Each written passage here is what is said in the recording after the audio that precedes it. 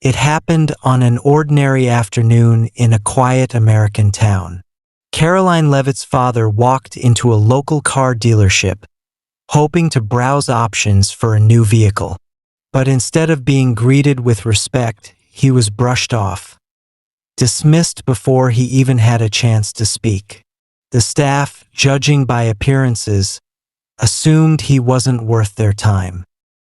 Minutes later, the sound of a luxury engine broke the silence. A sleek Rolls-Royce pulled into the lot, and out stepped Karoline herself, confident, composed, and unmistakably successful. What happened next turned a moment of everyday prejudice into an unforgettable lesson. The salesman straightened up immediately, their attitudes shifting in an instant as they caught sight of the luxury badge glinting under the sun.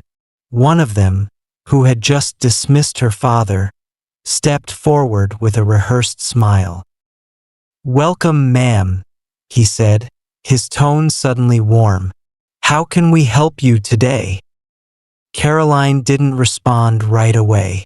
She took a slow look around the showroom, then glanced at her father, standing a few feet away, still in the same modest clothes, still invisible in their eyes just minutes earlier.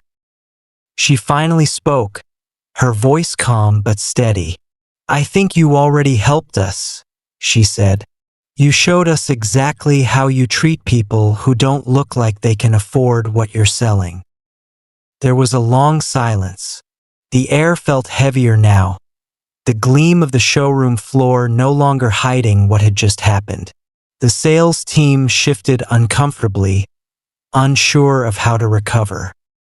Karoline exchanged a quiet look with her father. She didn't raise her voice. She didn't need to. The Rolls-Royce behind her said enough. She turned back toward the car, opened the driver's door, and paused for just a moment. She turned back toward the car, opened the driver's door, and paused for just a moment. And then, without saying another word, she walked around to the passenger side and opened the door for her father. He gave her a small smile, one that said more than thanks. It said he understood. He always had. Karoline didn't need to make a scene. Her presence, her timing, and her quiet grace did all the talking. The dealership staff watched in awkward silence as he stepped into the car, settling into the soft leather seat. Karoline followed, gently closed the door, and started the engine. The quiet hum of the Rolls-Royce filled the space between them and the men outside. No dramatic exit, just a smooth turn of the wheel, the signal blinking once, and they rolled off the lot slowly, deliberately, leaving behind more than just tire marks. As they pulled onto the street, her father finally broke the silence. "You didn't have to do that," he said softly.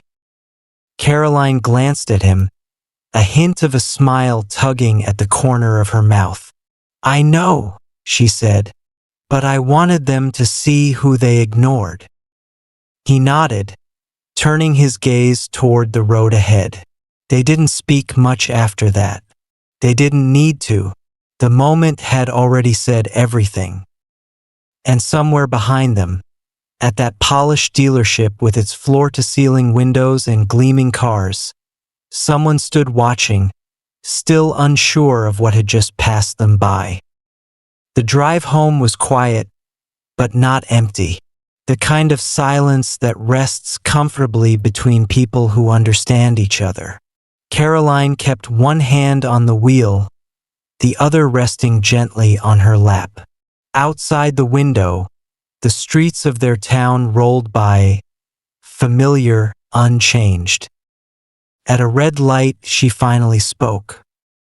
"You remember when I was little, and you brought home that old Ford truck?"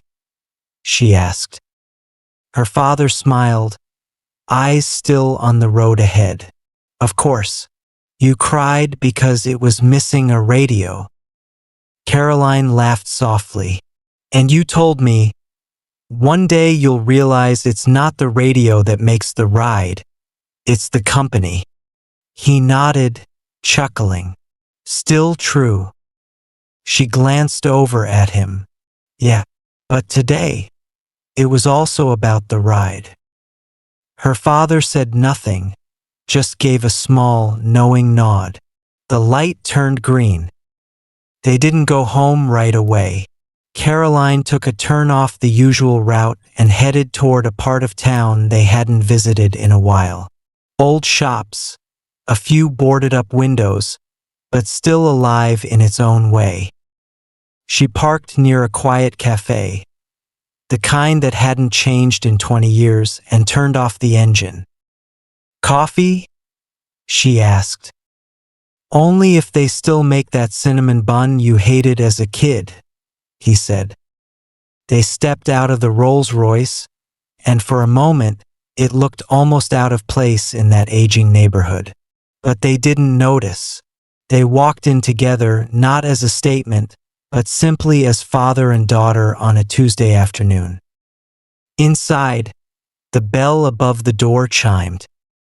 And behind the counter, a familiar voice called out, "Well, I'll be, Karoline Leavitt. Haven't seen you in years." She smiled. "Good to see you too, Mrs. O'Hara." The woman leaned forward, eyes flicking to the window where the luxury car was parked. "That yours out there?" Karoline looked back briefly. "Kind of." Then she turned back, her voice steady. "Kind. But it's not the most valuable thing I've got today." Mrs. O'Hara gave a warm chuckle. "Still got that Leavitt sass, I see. Sit anywhere you like. I'll bring over 2 coffees and that cinnamon bun he always asked for." Karoline and her father settled into a corner booth by the window. The leather on the seats was cracked, the table wobbled just slightly, but the place held a charm money couldn't buy. It smelled like fresh bread and burnt coffee filters, like memories baked into the walls. Her father looked around. "This place hasn't changed a bit." "Nope," Karoline said, running her fingers lightly over a name etched into the wooden table, hers, from what must have been 15 years ago. Right next to it, KL09. "You carved that the day you got your college letter," he said. "You cried after we left." She smiled. "You remember everything, don't you?" "Only the things worth remembering." Mrs. O'Hara returned with 2 mugs and a warm plate. "On the house," she said with a wink. "For old time's sake." Karoline hesitated. "Thank you. But no, let me." Mrs. O'Hara gently put her hand on Karoline's shoulder. "You've paid plenty just by walking back through that door." There was a pause, one of those soft, unscripted pauses that feel more like punctuation than silence. As the woman walked away, Karoline stared at her coffee.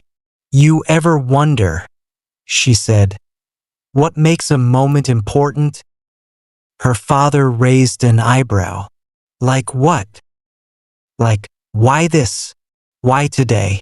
That dealership, this place, this coffee." She shook her head slightly. "Sometimes I feel like life keeps handing me tiny tests. Not big ones.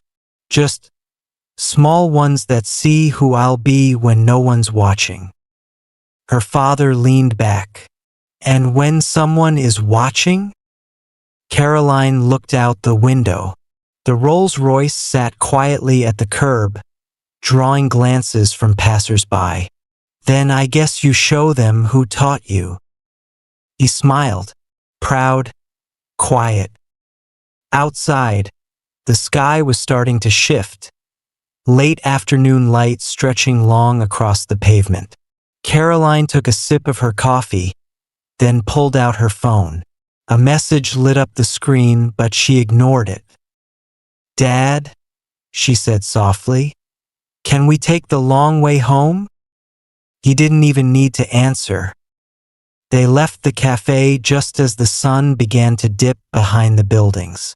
The sky was brushed with soft amber and lavender, the kind of light that makes everything look like a memory in the making.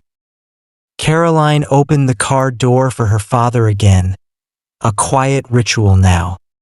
He smiled as he got in, settling into the seat with a content sigh. The engine purred to life, and they pulled onto the road without a word. No destination, no rush, just the long way home wherever that happened to be. They drove past neighborhoods they hadn't seen in years, past the old movie theater where Karoline had her first summer job, past the empty lot where her father once taught her to drive stick shift, stalling 10 times before she got it right. At one red light, she glanced at him. "Thanks for coming with me today," she said. He turned to her. "I didn't come with you," he said with a smile. "You brought me." They shared a look, quiet, knowing, deep-rooted. The kind of look between people who had lived through not just years, but all the silent things in between them. As the city faded behind them and the road opened into countryside, Karoline rolled down the window. The wind caught her hair. Her father closed his eyes and leaned back. The world felt slower out here. And just before the sky turned completely dark, a thought passed through her mind. Not loud, not even complete. Just a feeling, this is wealth. Not the car, not the status, but this moment simple, shared, and real. They kept driving. No music, no destination, just a father and a daughter together on the long way home.